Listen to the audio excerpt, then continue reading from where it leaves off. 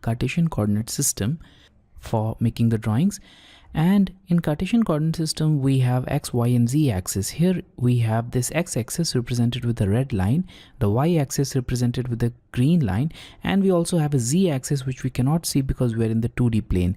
The z-axis is pointing outwards from the screen right now. Now, all the points in this Cartesian system are measured from this point, which is the intersection of x and y axis, or the intersection of x, y, and z axis in 3D, and that point is taken as 0, 0, 0, and each 0 represents the x, y, and z axis respectively. Now if you talk about 2D coordinate system, we only have x and y axis.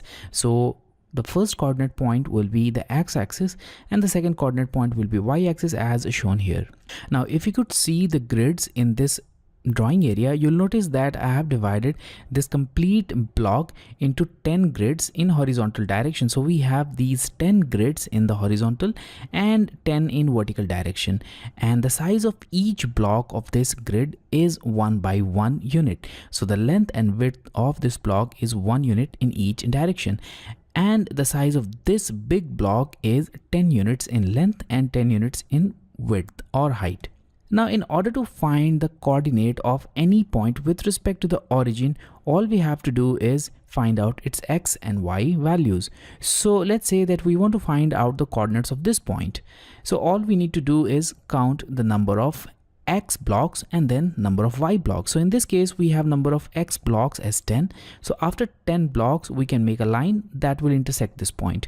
Now after 10 blocks along y direction, if we make a line, it will also intersect the same point. So the coordinate of this point is x10, y10, and that will be 10, 10. Now similarly in this case we have this point, and the coordinates of this point will be 10 in x-axis, because after 10 blocks along x-axis we have this point here, and the y coordinate of this point will be 4 because after 4 blocks we have this point. So the coordinate value of this point will be 10, 4. Now that's the simple Cartesian coordinate system.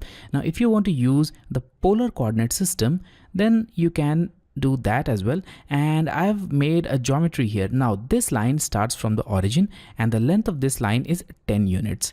This line is also inclined to an angle of 30 degrees. So if you don't want to specify the end point of this line in terms of Cartesian coordinate system and you want to specify it in other units, which is the polar coordinate system, then you need to represent the values as the length of line and the angle included here. So that will be the length, which is 10 units, and then the angle, which is 30. So this will be the value in polar coordinate system. So now we can represent this endpoint in terms of polar coordinates using this coordinate value, and we'll learn about this later on in this complete course.